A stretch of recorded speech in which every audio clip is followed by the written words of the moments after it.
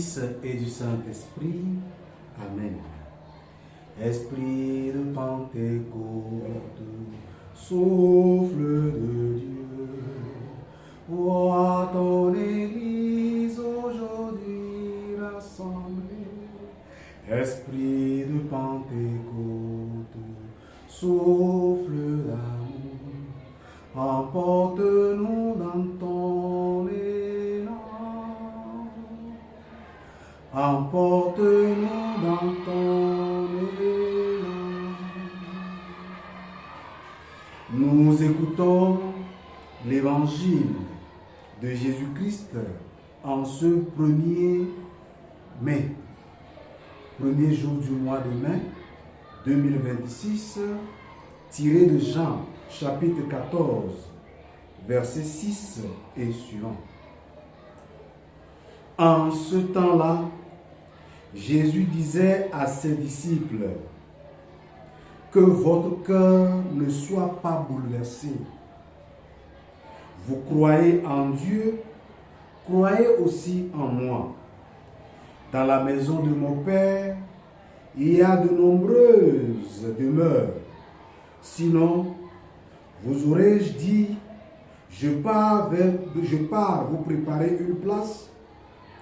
Quand je serai parti vous préparer une place, je reviendrai et je vous emmènerai auprès de moi, afin que là où je suis, vous soyez vous aussi. Pour aller où je vais, vous savez le chemin. Thomas lui dit, Seigneur, nous ne savons pas où tu vas. Comment pourrions-nous savoir le chemin?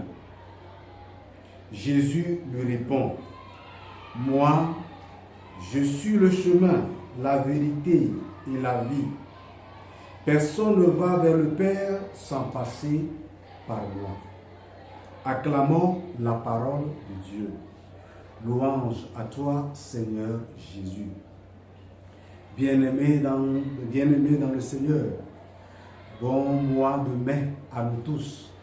Bon mois marial à nous tous, parce que pour nous Salésiens, c'est un mois également crucial, un mois où nous fêtons notre mère, secours des chrétiens, auxiliatrice des chrétiens. Alors je souhaite à tous et à toutes bonne fête de Marie auxiliatrice et précieux mois marial à nous tous.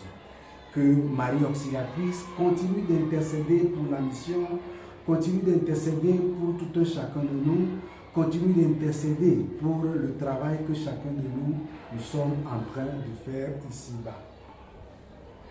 Alors, par rapport à ce texte que nous venons d'écouter ce matin, également rappeler que c'est le 1er mai. Nous fêtons Saint Joseph, travailleur, artisan.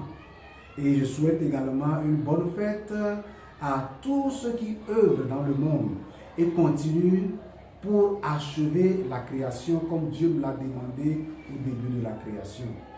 Et justement, dans ce texte que nous venons d'écouter, on voit Jésus qui nous annonce une très bonne nouvelle. Je retourne au Père, je vais vous préparer des demeures. Vous serez avec moi parce que là où je suis, je veux que vous soyez avec moi. Et c'est une réalité, mes frères et sœurs. C'est une réalité parce que Dieu nous aime tellement qui ne veut pas nous sentir loin de lui. Il veut que nous soyons plus proches de lui, là où il est, que également nous soyons avec lui, pour que notre amour soit un amour vrai, un amour profond, un amour vital pour tout un chacun de nous. Mais devant cette nouvelle, Thomas se pose encore en mécréant, excusez-moi le terme, pour la deuxième fois, se pose en mécréant. Nous ne sait même pas d'où tu viens et on ne sait pas là où tu vas. Mais le Christ le réitère encore. Et je crois que c'est un message pour tout un chacun de nous en ce jour. Je suis le chemin, la vérité et la vie. Jésus est le chemin. Parce que c'est à partir de lui que nous pouvons voir le Père, contempler mieux le Père, le visage du Père à la fin de notre vie. Il est la vérité il est la vérité, il n'est pas dit il est une vérité, non, il dit il est la vérité. C'est-à-dire qu'il est la vérité suprême. Il est la parole qui ne se détruit pas. Elle est la parole qui se réalise. Et il termine, il est également la vie. Bien, chers frères et sœurs en Christ, je crois que le Seigneur nous appelle à être davantage plus proche de lui. Nous appelle à avoir une très grande confiance en lui, parce que c'est justement à partir de lui que nous pouvons toucher du doigt le Père. C'est à partir de lui que nous pouvons avoir la vraie vérité que chacun de nous sommes en train de chercher. Et c'est seulement avec lui que nous pouvons avoir la vie en abondance. Qui nous accorde cette grâce. Et je souhaite à tout un chacun de vous encore une bonne fête et un très bon mois marial.